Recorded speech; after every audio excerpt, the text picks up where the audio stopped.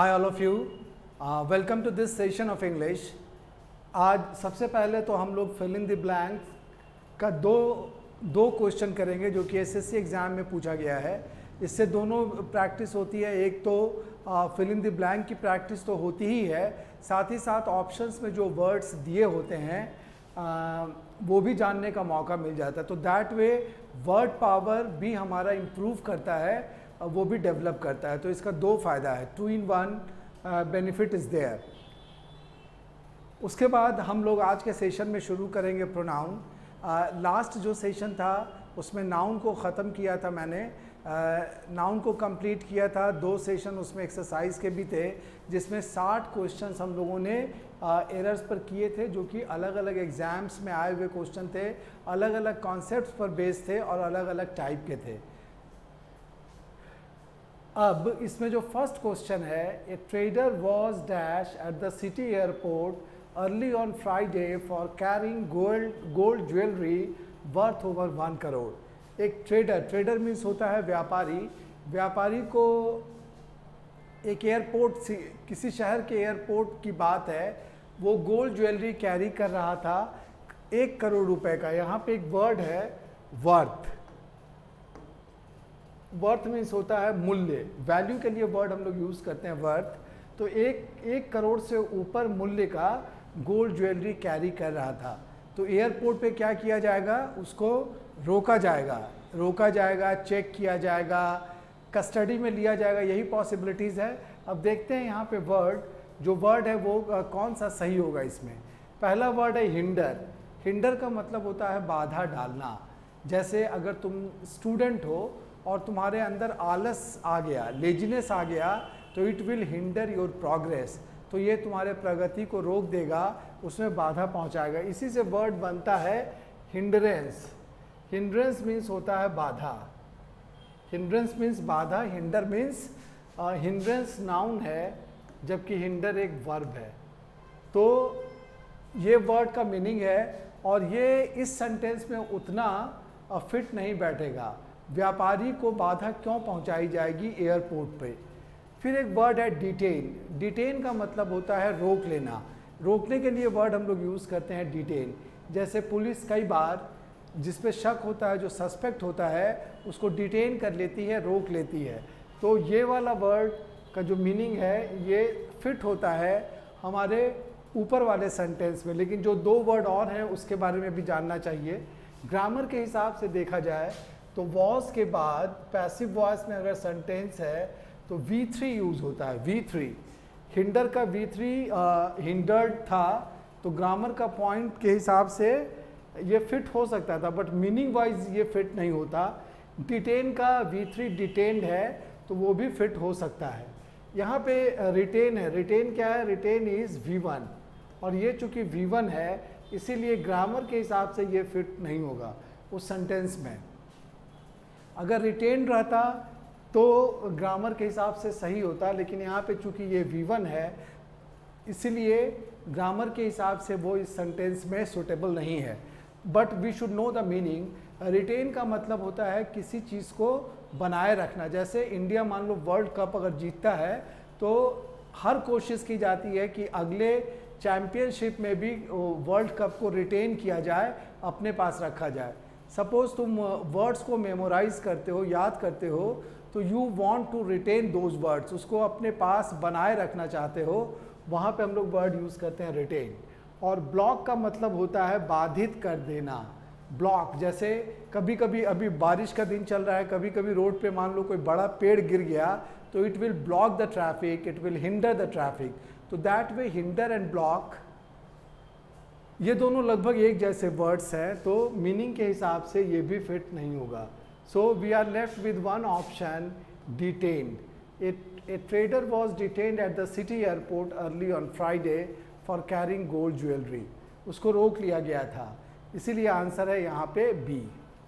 ठीक है, then we come to question number 2। यहाँ पे बहुत अच्छा है, 4 वर्ड मिलते जुलते वर्ड्स हैं लेकिन meaning wise they are different. For example invoke, evoke, provoke, revoke. पहले देखते हैं कि सेंटेंस क्या है।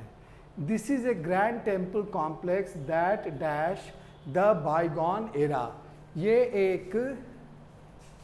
एक बहुत बड़ा टेम्पल कॉम्प्लेक्स है, बहुत शानदार है, जो हमें बीते हुए युग की याद दिलाता है। यहाँ पे जो वर्ड बाईगॉन है, बाईगॉन का मतलब होता है बीता हुआ, पास्ट के लिए वर्ड हम लोग यूज़ करते हैं बाईगॉन। और एक और वर्ड है एरा। एरा मीन्स होता है युग या काल, उसके लिए हम लोग वर्ड यूज़ करते हैं एरा। ठीक है, अब जो वर्ड्स दिए हुए हैं ऑप्शंस में उनको देखें क्या है। पहला वर्ड है इन्वोक।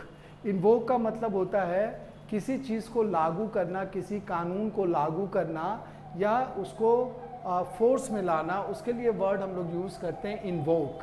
जैसे इस क्राइम के लिए इंडियन पेनल कोड की ये धारा इन्वोक की जाएगी, लागू की जाएगी या लगाई जाएगी, वहाँ पे हम लोग वर्ड यूज़ करते हैं इन्वोक। फिर एक वर्ड है इवोक।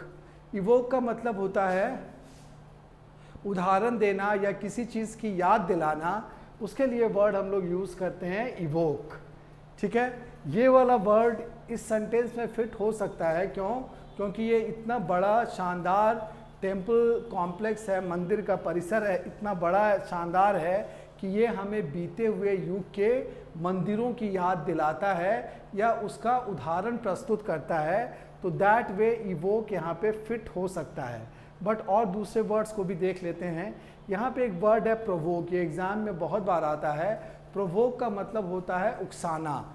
जैसे भीड़ ने पुलिस को प्रोवोक किया और पुलिस को उकसा दिया और अंततः पुलिस को लाठी चार्ज करनी पड़ी, वहाँ पे हम लोग वर्ड यूज़ करते हैं प्रोवोक। प्रोवोक के लिए दो वर्ड और एग्ज़ाम में पूछे जाते हैं। एक वर्ड है प्रोवोक का इंस्टिगेट। इंस्टिगेट का मतलब भी होता है भड़काना, और एक और वर्ड है इंसाइट, इसका मतलब भी होता है भड़काना। वहाँ पे हम लोग इस वर्ड को यूज़ करते हैं। तो प्रोवोक से के लिए दो और सेम वर्ड्स यहाँ पे लिख दिए गए, इसको भी ध्यान में रखने की ज़रूरत है। और फिर लास्ट वर्ड यहाँ पे है रिवोक। रिवोक का मतलब होता है किसी चीज़ को कैंसिल कर देना या रद्द कर देना।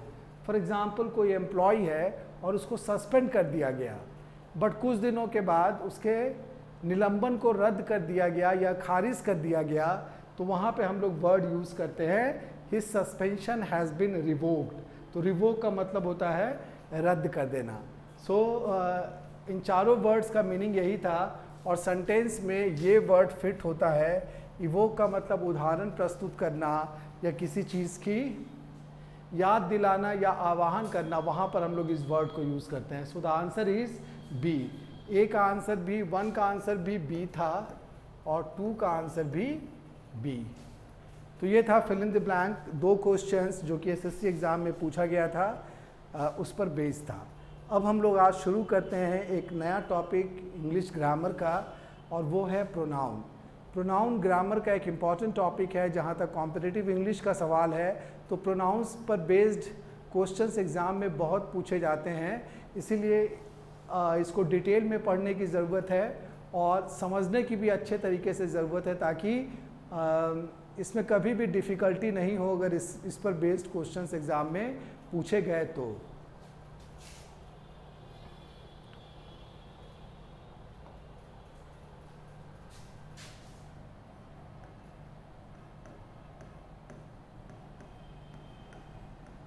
Pronoun is the topic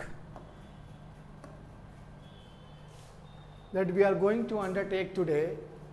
तो प्रोनाउन जो वर्ड है इसको ब्रेक करके ऐसे लिखा जा सकता है, प्रो प्लस नाउन।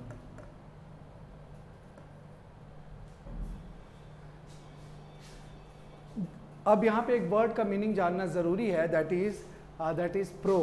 क्लासरूम में जब भी पूछता हूँ कि प्रो का मीनिंग क्या है तो तुरंत आवाज़ आती है, majority of the students reply कि प्रो मीन्स पहले, प्रो मीन्स पहले। फिर मैं पूछता हूँ कि अगर प्रो मीन्स पहले तो pre means what, pre means what. तब समझ में आता है कि लगता है गलती हो गई, प्री का मतलब पहले होता है लेकिन प्रो का मतलब कुछ दूसरा होता है। प्रो मीन्स होता है इन फेवर ऑफ, अगर तुम किसी चीज़ के समर्थन में हो तो तुमको यूज़ करना चाहिए I am pro this. For example, मान लो कोई बीजेपी का समर्थक है, वो क्या बोलता है, आई एम प्रो बीजेपी। कोई दूसरा उसका फ्रेंड है, वो कांग्रेस का समर्थक है, तो वो क्या कहेगा, वो बोलेगा आई एम प्रो कांग्रेस। तो प्रोनाउन, प्रोनाउन कैसे बना, प्रो प्लस नाउन, यानी कि नाउन के समर्थन में या नाउन के बदले में आने वाला जो वर्ड होता है उसको हम लोग कहते हैं प्रोनाउन। तो प्रोनाउन को हम लोग डिफाइन कर सकते हैं यहाँ पे simple, A pronoun is a word, A pronoun is a word used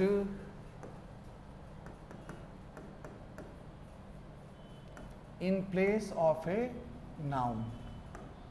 simple definition है जो कि तुम लोग पढ़ चुके होगे बचपन में भी, कि प्रोनाउन एक ऐसा वर्ड है जो नाउन के बदले में यूज किया जाता है। For example,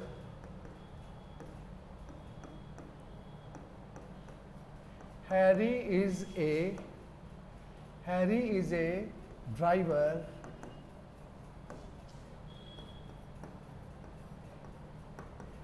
he drives fast। अब यहाँ पे देखते हैं कि प्रोनाउन कौन सा है।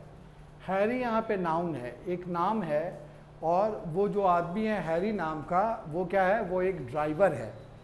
नेक्स्ट सेंटेंस में कहा जाता है कि वह तेज़ चलाता है। किसके बारे में बात की जा रही है, हैरी के बारे में बात की जा रही है कि हैरी गाड़ी तेज़ चलाता है। तो यहाँ पे हैरी को किसने रिप्लेस किया, हैरी को रिप्लेस करने वाला जो वर्ड है ही, वो प्रोनाउन है। हैरी क्या था, हैरी एक नाउन है, और उसको रिप्लेस करने वाला ये जो वर्ड है ये प्रोनाउन है। तो ही को यहाँ पे हम लोग एज ए प्रोनाउन यूज़ करते हैं। So this is the basic concept of pronoun, कि नाउन को रिप्लेस करने वाला जो वर्ड होता है, नाउन के बदले में इस्तेमाल किया जाने वाला जो वर्ड है, उसको हम लोग कहते हैं प्रोनाउन। ठीक है, प्रोनाउन के बहुत से एग्जाम्पल्स हैं, जैसे आई, ही, शी, यू, वी, ये सब अभी आगे हम लोग डिस्कस करेंगे। क्लियर। अब जैसे प्रोनाउन है, तो प्रोनाउन के साथ क्या होगा, नेक्स्ट हम लोग डिस्कस करते हैं कि प्रोनाउन कितने प्रकार का होता है।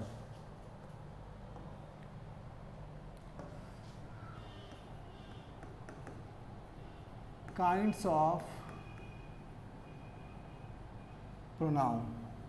तो प्रोनाउन का पहला टाइप है personal pronoun.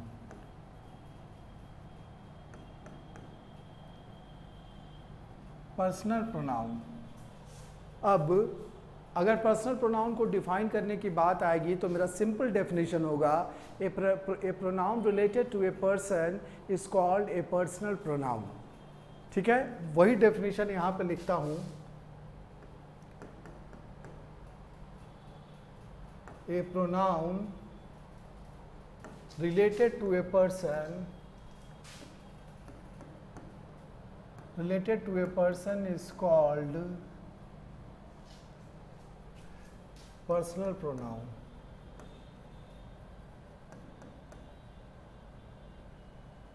is called personal pronoun।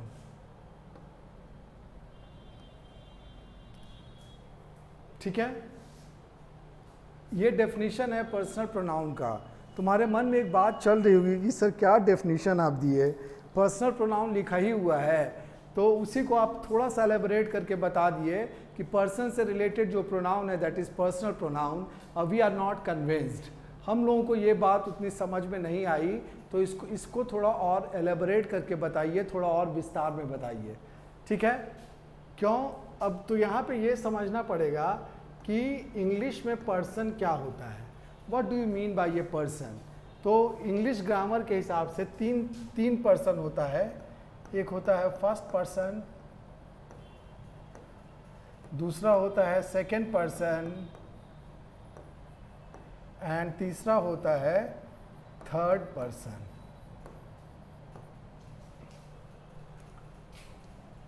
तीनों को यहाँ पे अलग अलग डिस्कस करता हूँ तो हमेशा क्लैरिटी होगी। फर्स्ट पर्सन किसको कहते हैं, फर्स्ट पर्सन हम लोग कहते हैं द पर्सन स्पीकिंग, बोलने वाला जो व्यक्ति होता है दैट इज कॉल्ड और he is called first person. जैसे अभी मैं बात कर रहा हूँ तो मैं यहाँ पे फर्स्ट पर्सन में है, आई को हम लोग फर्स्ट पर्सन में ट्रीट करते हैं। तो इसका एग्जाम्पल क्या होगा, आई होगा, वी होगा, आई और वी से रिलेटेड जो भी वर्ड्स होंगे वो भी पर्सनल प्रोनाउन में आएंगे। जैसे आई का me, us, our, ours etcetera, ये सब एग्जाम्पल्स हैं पर्सनल प्रोनाउन जो कि फर्स्ट पर्सन के प्रोनाउंस हैं। The person speaking is called the first person, और उसके एग्जाम्पल्स यहाँ पर लिख दिए गए, I, we, me, ours etcetera. ठीक है, now we define second person. Second person किसको कहते हैं, जिससे बात की जाती है। The person spoken to, the person spoken to, उसको हम लोग कहते हैं सेकेंड पर्सन। फॉर एग्जाम्पल इस केस में सेकेंड पर्सन कौन है, मैं तुम लोगों से बात कर रहा हूँ तो तुम यहाँ पे सेकेंड पर्सन के रूप में है। इसके एग्जाम्पल्स कम ही हैं। इसके एग्जाम्पल्स हैं यू, योर्स एट्सेट्रा। यू से रिलेटेड जो वर्ड है उसको हम लोग कहते हैं सेकेंड पर्सन का प्रोनाउन। पुराने इंग्लिश में जब हम लोग पोएम पढ़ते हैं तो उसमें दाउ और दाई भी यू के लिए यूज़ किया जाता है। यू के सिंगुलर और प्लूरल के लिए दाई और दाउ को यूज़ किया जाता है, बट अभी मॉडर्न इंग्लिश में या जो करंट इंग्लिश हम लोग पढ़ते हैं उसमें वो वर्ड्स देखने को नहीं मिलते। Then we come to third person. Third person किस पर्सन को कहते हैं, द पर्सन स्पोकन अबाउट, जिसके बारे में बात की जाती है उसको हम लोग कहते हैं third person.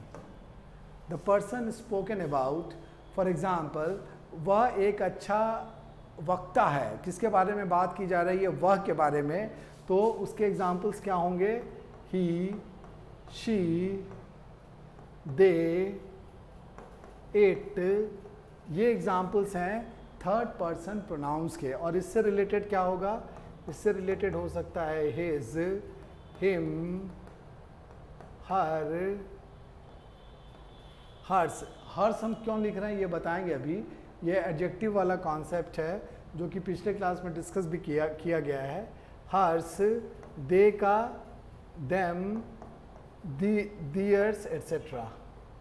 These are the examples of third person pronoun. इसको हम लोग कहते हैं third person pronoun. First person, second person and third person, these are three personal pronouns, three types of personal pronouns जो कि तुम्हारे सामने लिखा गया है।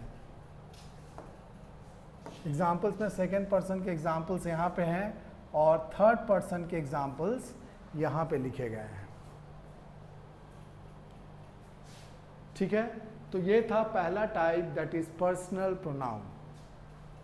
पर्सनल प्रोनाउन से कुछ रूल्स भी हैं जिसको कि हम लोग अलग से फिर डिस्कस करेंगे एरर्स को करने के पहले। Then we come to second type of pronoun. Second type pronoun है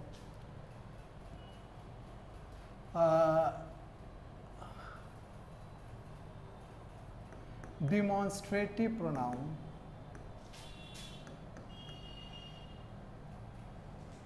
डिमॉन्स्ट्रेटिव प्रोनाउन को हम लोग डिस्कस करते हैं सेकेंड टाइप ऑफ प्रोनाउन में।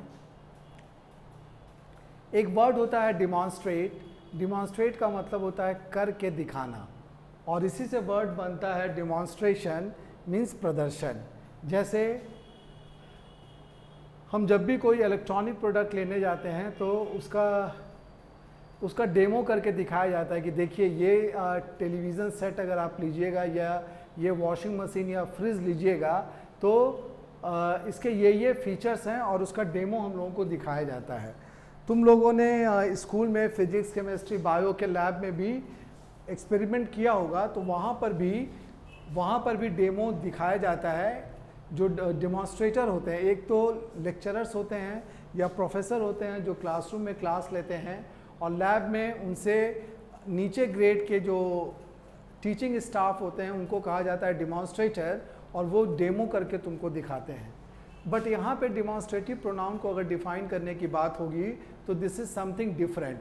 डिमॉन्स्ट्रेटिव प्रोनाउन को हम लोग यूज़ करते हैं किसी चीज़ को पॉइंट आउट करने के लिए। सपोज़ मैं तुम लोगों के साथ जा रहा हूँ और रास्ते में मेरा घर अगर दिखता है तो क्या होगा, मैं रुकूंगा और बोलूँगा देखो देखो यह मेरा घर है, दिस इज़ माई हाउस। वहाँ पे हम लोग वर्ड यूज़ करते हैं दिस। तो दिस को कहा जाता है कि ये डिमॉन्स्ट्रेटिव प्रोनाउन है। तो हम लोग डिफाइन कैसे करेंगे डिमॉन्स्ट्रेटिव प्रोनाउन को? A pronoun used to point out a person or thing. For example, this, that, these, those, it, such, etc. These are examples of demonstrative pronoun. Sentence में अगर हम देखें सेंटेंस का एग्जाम्पल, तो this is my house, that is your car. तुम्हारी गाड़ी कहीं पे लगी हुई है, इशारा करके मैं बता रहा हूँ कि देखो देखो वह तुम्हारी गाड़ी है, तो वहाँ पे हम लोग क्या यूज़ करते हैं, वहाँ पे हम लोग दैट यूज़ करते हैं, दैट इज़ योर कार और दिस इज़ माई हाउस। यहाँ पे at this point of time I am going to introduce an important concept of adjective. क्या होता है, एक बहुत इंपॉर्टेंट ये चीज़ है कि जब भी हम लोग किसी भी प्रोनाउन को अगर नाउन के पहले प्लेस करते हैं तब वह प्रोनाउन नहीं होता, इट बिकम्स एन एडजेक्टिव। ये बहुत कार्डिनल रूल है इंग्लिश ग्रामर का कि एडजेक्टिव के बाद नाउन ज़्यादातर देखने को मिलता है। ये पहले भी नाउन वाले केस में भी हम लोग डिस्कस कर चुके हैं। For example, he is a boy, यहाँ पे बॉय एक नाउन है, और फिर आगे अगर हम बोलें he is a good boy, तो गुड बॉय क्या हुआ,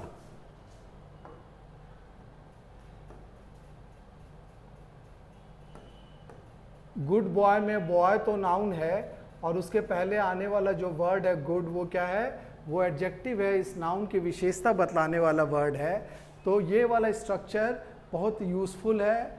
I call it A cardinal rule of English grammar, और कई जगह पे हम लोग इसको यूज़ करते हैं।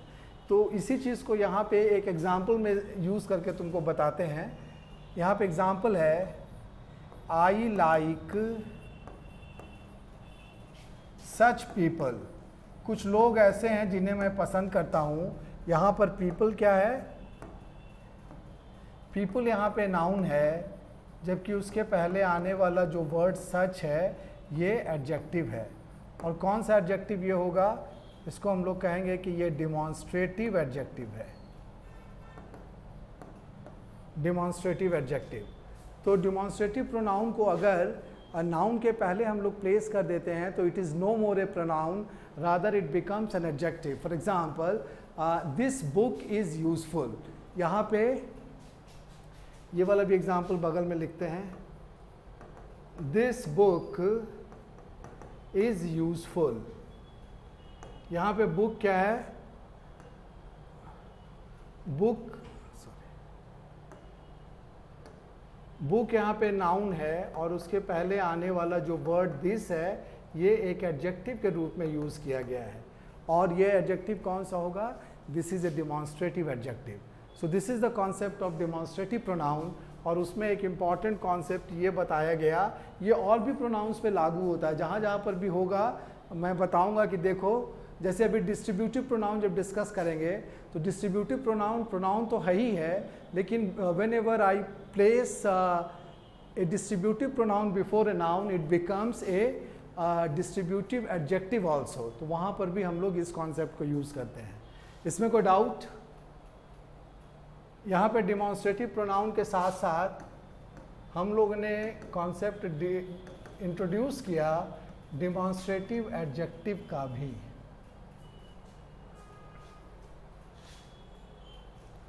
ठीक है, इसको लिखते हैं इंपॉर्टेंट करके।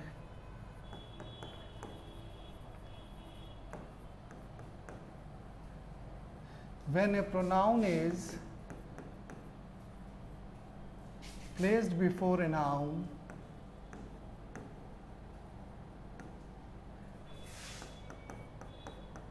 it is no more a pronoun, rather it becomes an adjective। ये बहुत इंपॉर्टेंट कॉन्सेप्ट है, इसको ध्यान में रखना। When a pronoun is placed before a noun, it is no more a pronoun, rather it becomes an adjective। ठीक है, तो ये था second type. Now we come to third type. Third type is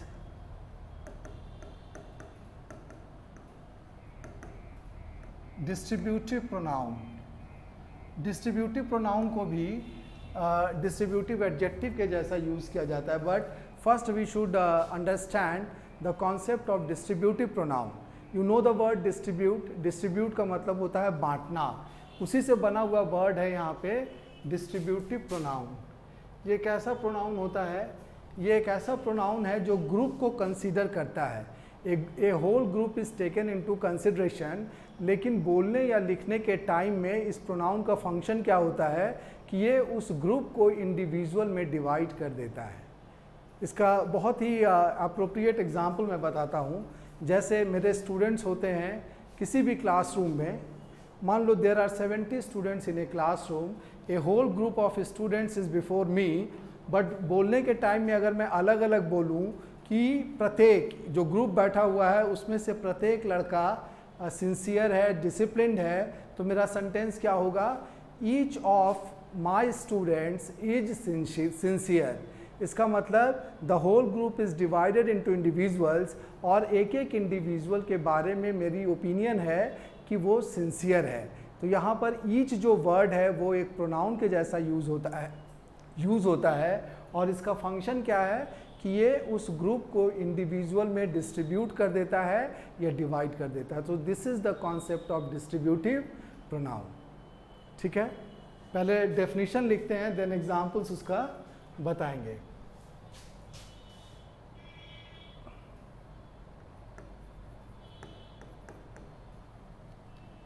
this pronoun takes into consideration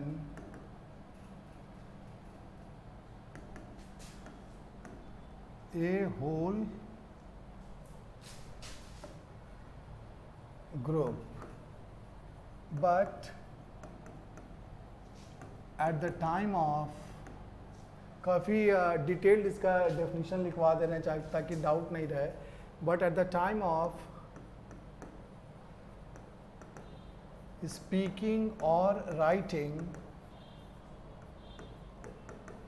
it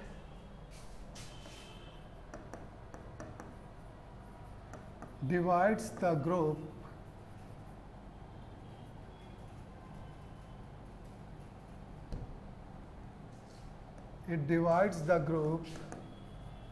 into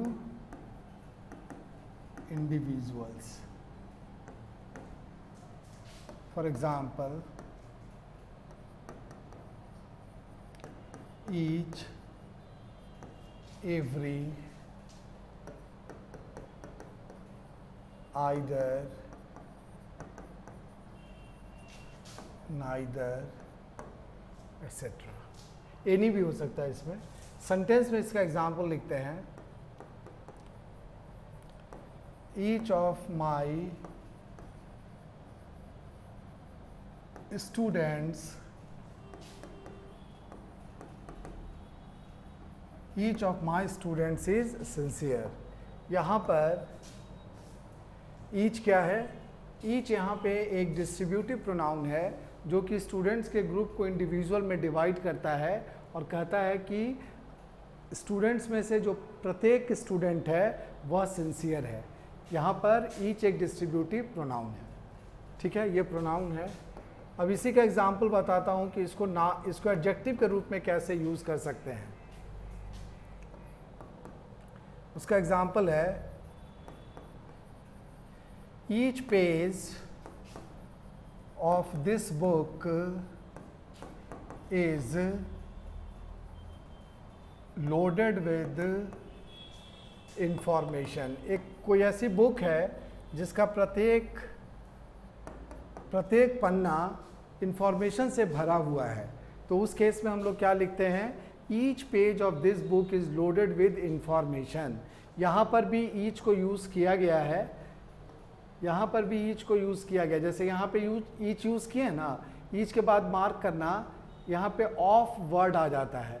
but यहाँ पे हम देखेंगे तो ईच के बाद जो वर्ड है पेज, ये क्या है, ये नाउन है, और इसीलिए नाउन के पहले आने वाला जो ईच यहाँ पे लिखा गया है ये एज एन एडजेक्टिव यूज़ किया गया है। Each page of this book is loaded with information.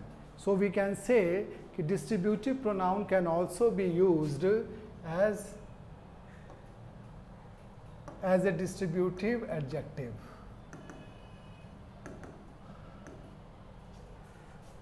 ठीक है, यहाँ पर एक और इम्पॉर्टेंट चीज़ कॉन्सेप्ट है जो एरर्स में भी आता है, और पहले नाउन वाले केस में हम लोग कर भी चुके हैं नाउन्स एंड नंबर्स में। वो ये है कि जब भी डिस्ट्रीब्यूटिव प्रोनाउन होगा, यहाँ पे ध्यान देना, यहाँ पे डिस्ट्रीब्यूटिव प्रोनाउन ईच है, ईच ऑफ माई, उसके बाद आने वाला जो नाउन है ये क्या है, ये प्लूरल है। स्टूडेंट्स हमेशा यहाँ पे प्लूरल होगा, ठीक है। ईच ऑफ के बाद आने वाला नाउन तो प्लूरल, बट उसके बाद आने वाला जो वर्ब होता है ये सिंगुलर होता है। इस कॉन्सेप्ट पर भी बेस्ड एरर पूछा जा सकता है। जैसे मान लो किसी एग्जाम में दिया गया ईच ऑफ माई स्टूडेंट्स, यहाँ पे इज की जगह पे लिखा हुआ है आर, तो तुमको क्या लगेगा, तुमको लगेगा कि यहाँ पे स्टूडेंट्स के लिए आर सही यूज़ किया गया है, but this is an error, और यहीं पे हम लोग स्पॉट करेंगे कि आर की जगह पे होना चाहिए इज। तो इम्पॉर्टेंट एक रूल है, एग्ज़ाम में आता भी है, और इसको डिटेल में मैंने पढ़ाया है नाउन्स एंड नंबर्स में। इससे रिलेटेड 2-3 रूल्स थे वहाँ पे कि डिस्ट्रीब्यूटिव प्रोनाउन के बाद आने वाला नाउन तो प्लूरल होता है, but the following verb is singular. तो ये था distributive pronoun. Then we come to fourth, ये वाला बहुत इंपॉर्टेंट है, इसको ठीक से समझना। रिफ्लेक्सिव ऑब्लिक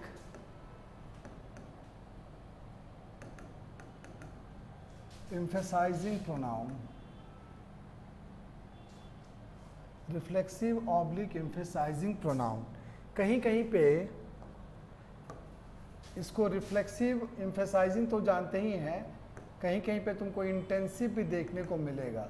तो reflexive is equivalent to intensive also, reflexive oblique emphasising pronoun. इसको हम लोग डिस्कस करते हैं कि ये क्या होता है। तो इसको समझने के लिए एग्जाम्पल्स देंगे तो ज़्यादा अच्छा रहेगा। एक तरफ हम लोग लिखते हैं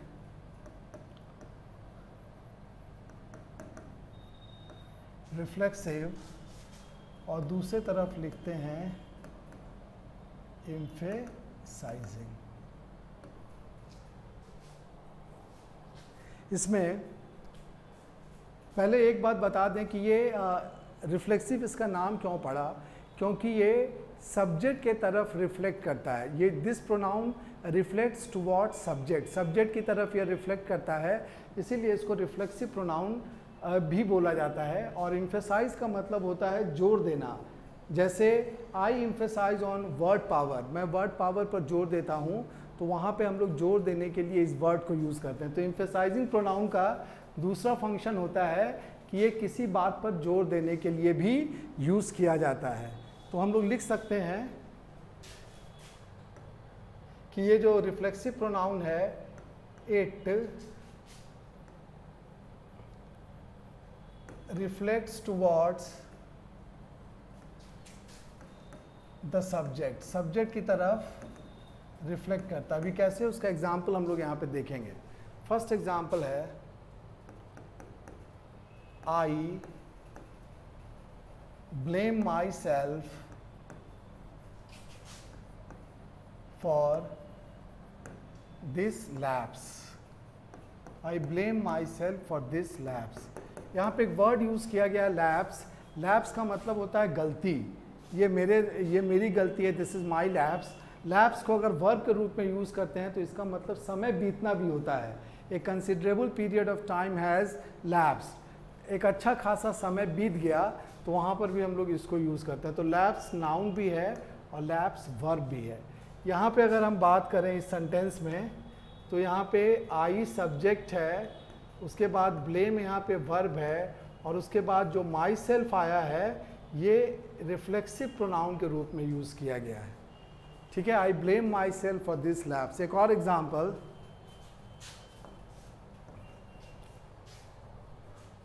they always talk about themselves। they always talk about themselves। यहाँ पे अगर हम देखें तो यहाँ पे दे सब्जेक्ट है, टॉक यहाँ पे वर्ब है, और themselves यहाँ पे रिफ्लेक्सिव प्रोनाउन है। एक बात और बताते हैं, सेल्फ से रिलेटेड जो प्रोनाउंस होते हैं वही इसके एग्जाम्पल्स हैं, जैसे my self, him self, her self, themselves etcetera.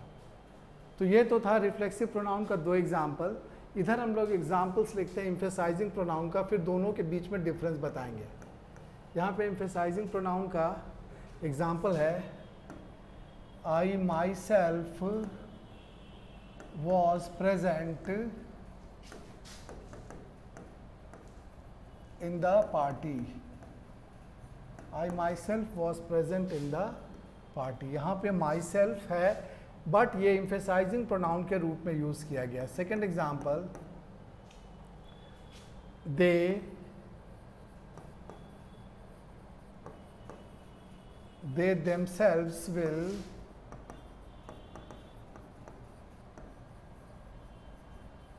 themselves will investigate the matter।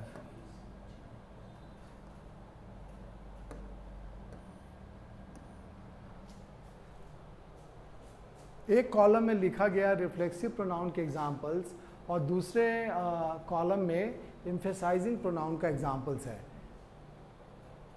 अब इसको डिस्टिंग्विश करते हैं कि दोनों में क्या डिफरेंस है।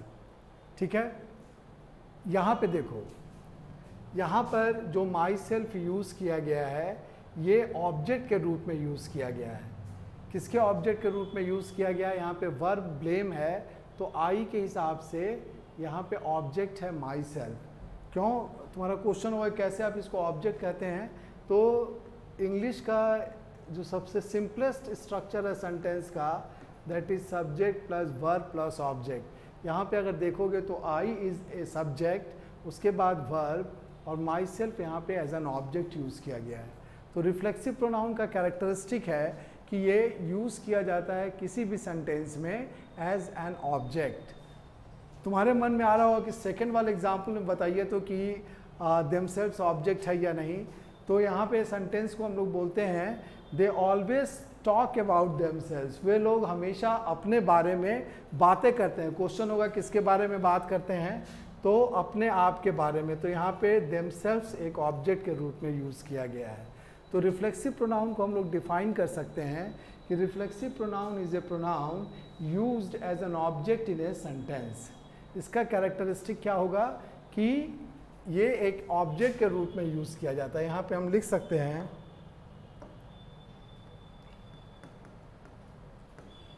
is used as an object in a sentence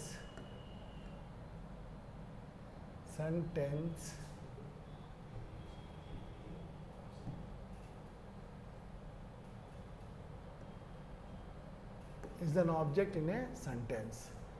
Now we come to this emphasizing pronoun. Emphasising pronoun किसी भी बात पे जोर डालने के लिए यूज़ किया जाता है। जैसे किसी पार्टी में मेरे प्रेजेंस पर जोर डालना है तो वहाँ पे हम लोग क्या लिखते हैं, I myself was present in the party. यहाँ पे अपने प्रेजेंस पे जोर डालने के लिए यहाँ पे यूज़ किया गया माई सेल्फ। वे लोग खुद वे लोग जांच करेंगे, लेकिन अगर हम जोर डालते हैं कि वे लोग ही इस बात की जांच करेंगे, तब वहाँ पे हमको क्या लिखना पड़ेगा, they themselves will investigate the matter. तो यहाँ पे जो देमसेल्व्स यूज़ किया गया है ये जोर डालने के लिए। तो इम्फेसाइजिंग प्रोनाउन को हम लोग डिफाइन कर सकते हैं, emphasising pronoun is used to emphasise, is used to emphasise. अब तुम्हारा यहाँ पे क्वेश्चन होगा कि सर ये बताइए कि इधर भी माई सेल्फ है, उधर भी माई सेल्फ है, हाउ विल वी डिस्टिंग्विश, हम लोग अंतर कैसे पता करेंगे कि कहाँ पे माई सेल्फ इम्फेसाइजिंग प्रोनाउन के रूप में यूज़ किया गया और कहाँ पे रिफ्लेक्सिव प्रोनाउन के रूप में यूज़ किया गया। तो डिस्टिंग्विश करने के लिए एक चीज़ देखना कि जब भी इम्फेसाइजिंग प्रोनाउन के रूप में यूज़ किया जाता है तो वो सब्जेक्ट के तुरंत बाद होता है। यहाँ पे आई के तुरंत बाद माई सेल्फ है और यहाँ पे दे के तुरंत बाद देमसेल्व्स है। जबकि यहाँ पर आई और माई सेल्फ के बीच में ब्लेम एक वर्ड आ गया और यहाँ पर तो दे और देमसेल्व्स के बीच में काफ़ी दूरी है। तो ये था कॉन्सेप्ट रिफ्लेक्सिव और इम्फेसाइजिंग प्रोनाउन का। ठीक है, इसके एग्जाम्पल्स यहाँ पे लिखता हूँ। दोनों कॉमन है, माई सेल्फ कभी रिफ्लेक्सिव प्रोनाउन के रूप में यूज़ किया जाएगा और कभी ये इम्फेसाइजिंग प्रोनाउन के रूप में यूज़ किया जाएगा। तो यहाँ पे हम लोग पहले लिखते हैं सब्जेक्टिव प्रोनाउन और इधर लिखते हैं रिफ्लेक्सिव या इम्फेसाइजिंग।